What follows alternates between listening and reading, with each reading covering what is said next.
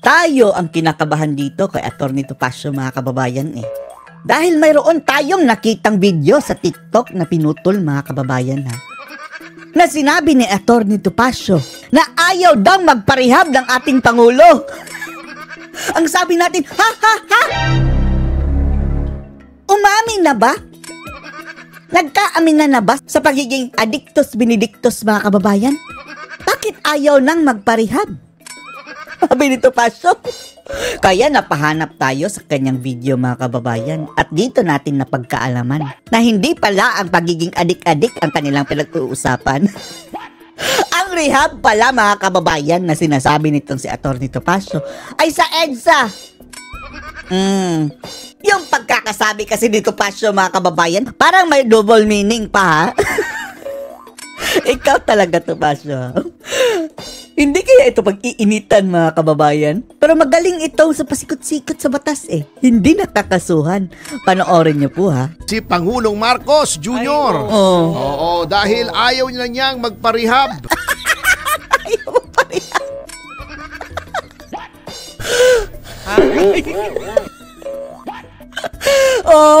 Yan mga kababayan, naputol. Nakita natin sa TikTok. Anong ayaw magparehab? Sabi natin, yun pala mga kababayan, eto pala ang kanyang sinabi. Hindi lang EDSA! Ikaw ha, baka double meaning yan na. Ito si Topacio. Oo, sapagkat makakapinsala nga naman. Rehab ng EDSA. Katukotrak! Tsura. Katukotrak! Na tao. Para sa katagal-tagal. Yung isa pang kasama niya, mga kababayan, kung makatawa, grabe, wagas. Para sa katagal-tagal na panahon. Anyway, iwanan na natin yung... iwanan na yung rehab-rehab na yan, Topacio. Rehab na yan. Isang... Baka kung saan-saan ka pa mapunta. Kaibigan tayo nagtatanong dito. Na si... Sino? Presidential Advisor si on Papa. Poverty Alleviation pala. Papa. Na si Atty. Larry Gadon. PAPA. Larry Gadon. Speaking of rehab, mga kababayan, may controversial ding sinabi itong si Bobong Gadon na si BBM daw ay isang adik. Pinutol din yan sa TikTok, mga kababayan. Kung ako ang presidente nito, batukan ko to eh. Ungas, kaya na nga ang bansag nila sa akin. Sasakyan mo pa? Dito ko talaga masasabi na si Presidente Bongbong Marcos ay sobrang adik. Yan, mga kababayan, pinutol din yan sa TikTok. Akala natin talagang binulgar na ni Gadon. May karugtong pala. Adik sa pagmamahal sa bayan. Ulol! Kung ako ang presidente niyan, sasabihin akong ganyan, sasakay sa biro, mga kababayan. Although biro lang niya ha. Yan na nga ang bansag sa aking adik. Sasakay ka pang ungas ka. Tingnan lang natin kung hindi masipa yan, mga kababayan. Kung nasa wasto pag-iisip yung sinasabihan niya. Adik. Sa pagmamahal na sa bayan. Andun pa rin ang word na adik. Pasimple mo ba yung pitik kay BBM Gadon? Adik sa in-stress pa talaga, mga kababayan, ang word na adik. pagtulong sa ating mga kababayan. Sabi ni Marbil, hindi lahat ng gumagamit ng droga ay adik. At adik. Ulol ba yan si Gadon, mga kababayan? Bakit ganyan siya? Kung magsasalita, mga kababayan. Anyway, tinanggalan na pala ng titulo sa pagkaabogado. Nadisbar dahil sa bunganga. Ni Larry Gadon ay kumita! Ay kumikita pala ng... Ang laki ng sahod ni Gadon, mga kababayan. Advice lang na walang kwenta. Ano kaya pinag-a-advise niya kay PBBM, mga kababayan? Mukhang hindi effective ang advice mo, Gadon, dahil apparently lalong lumalala ang sitwasyon ng ating bansa sa kahirapan. 4.67 million isang taon. Isang taon. Sahod ni Gadon, mga kababayan. Sulit ba? Galing nga sa ating pinagharapang buwis, ha? Sulit ba ang pagpapasahod natin sa kanya? Hindi pa kasali, mga kababayan, ang kanyang mga allowances. At kung may budget siya sa kanyang departamento, mga kababayan, o kung ano man niyang hinahawakan niyang posisyon.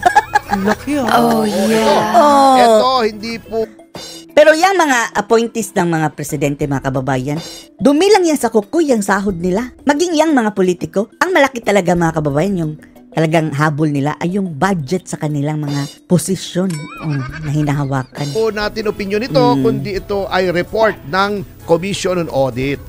Ngayon, okay.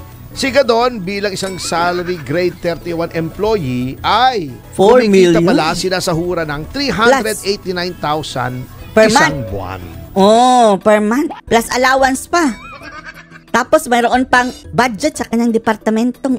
Ewan na natin kung napapatupad ba ng malinis talaga ng walang korupsyon, ha? Or a total of 4.67 million pesos Wow, wawi. Galing. kada taon. Bukod sa kanyang Bukod sa... Mayroon pa pala. basic salary, mayroon pa siyang 631,626 sa bonuses at Wow! incentives, Wow! 317,224 sa allowances at 265,500 in discretionary funds. Wow! Kada buwan yan? Mas malaki pa sa sahod mga kababayan ang mga add-ons? Of course, hindi po actually kailangan ni kaibigan Grabe! Larry Gadon ito kasi mayaman na po yan ang Timano. Oh, kung mayaman na yan si Gadon mga kababayan, hindi siya nararapat sa posisyon na iyan. Paano niya malalaman ang problema ng bayan kung hindi siya dumaan sa hirap? Dapat ang ordinaryong tao mga kababayan yun, yung talagang dumaan sa hirap na. Marami namang mga maprinsipyo dyan ina, hindi naghahangad ng pera, hindi kurakot, na talagang alam ang sitwasyon ng mga hirap. Mayaman naman kaya yan si Gadon. Bakit siya ang naging poverty elevation? Paano niya malalaman ang problema ng kahirapan? Na sabi nga niya haka-haka dahil nakikita daw niya mga kababayan maraming tao sa mall, maraming tao kumakain sa Jollibee. Traffic, maraming sasakyan. Dahil ang pinupuntahan mall lang mga kababayan at naglalakwat siya sa parang nag-joyride palagi. Pumunta ka sa laylayan Gadon. Doon sa kasulok-sulukan ng Pilipinas. Hindi sa mall. Yan mga kababayan ang resulta kung ang ilalagay mo dyan sa trabahong iyan. Mayaman. Kasi very successful law practitioner yan. At sabi nga niya, At ngayon hindi na siya abogado. siya ang halaga niya. Ang kanyang kayamanan sa ngayon ay mahigit kumulang 120 million na. 120 million pala. Multi-millionaire pala yan si Gadon mga kababayan. Marami siyang tinutulungan.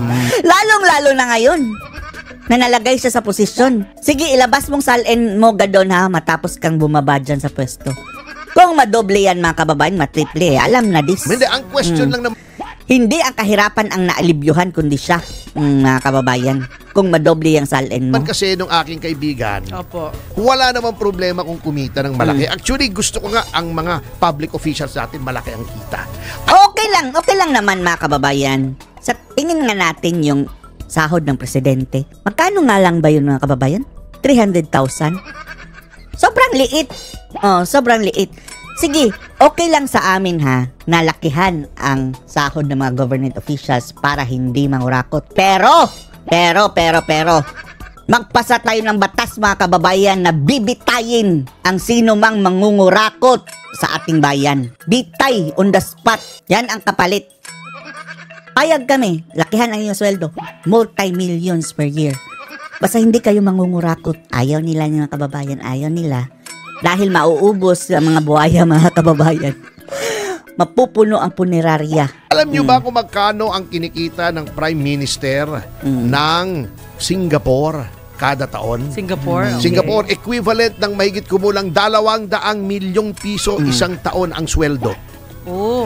Kasi ang 200 katuloy million. nila, yun ngang chairman ng mga malalaking kumpanya, daan-daang milyon ang sweldo. Opo. Kumpanya lang ang pinapatakbo noon. Ito buong bansa Buong pinapatakbo. bansa. At para Okay lang. Dahil sa Singapore mga kababayan, hindi ka nakakapangurakot. Kaya nga umunlad sila Dito, kahit pa malaki ang sweldo niyan mga kababayan, nasa kultura na kasi ng mga politicians natin ang mangurakot talaga. Mga animal na yan. Systemic ang problema kultura na ng korupsyon ang umiiral dito sa ating Hindi bansa. ka na matukso na Sobrang mangurakot. Okay. Ba't ka pa mangurakot? 200 billion a year. Sa laki Diba? ng pera mo na. Yung kapal na naman ang mukha mo pag nangurakot ka pa, di ba? Hindi, Kapal ako ng talaga in face. favor yan. Lakihan nyo. Hindi, walang biro. Opo. Gawin nyo 100 milyon ang sweldo ng presidente. Walang problema. Ang hirap ng trabaho ng presidente. Okay. Tapos, kapag malalaman natin kurakot, putol ulo. Yan, payag kami. Sabi yun, Oo. stress talaga. Dapat talaga ganyang kalaki yung mga congressman. Dapat malalaki Opo. talaga sweldo niyan. Dapat may libreng sasakyan pa yan eh. And then, putol ulo ha, ni pisong korupsyon mga kababayan. Kasi yun ngang mga junior executives, may car plan yung mga kumpanya, di ba? Opo. Oo. Para hindi na uwi sa nakaw. Oh, bakit? Paano sinaabante? Papayag ba yan ng mga sasakyang mga Innova lang mga kababayan? Gusto yan nila mga bulletproof, yung mga luxury cars. Ibibigay lang din yan sa kanilang mga alalay mga kababayan. Wala. Oo. Ang kanya lang nga, dapat kung gano'n ang sweldo, effective dapat. Kasi ito, Kita niyo yung sasakyan ni Abante, parang may diskuhan sa sa loob mga kababayan. Grabe. mataas nga ang self-rated hunger at self-rated poverty. Tapos nagpapasahod tayo kay Gadon ng milyon-milyon. Wala naman palang pakinabang yan si Gadon kung ano-ano ang pinag-a-advise sa presidente mga kababayan. Si Baki na yan. Yun lang ang guts mabi. Oo. Gods mabi. Kulang pa yung panahon. Anyway, mabalik tayo sa Anyway, anong masasabi niyo dito mga kababayan? Post your comments below.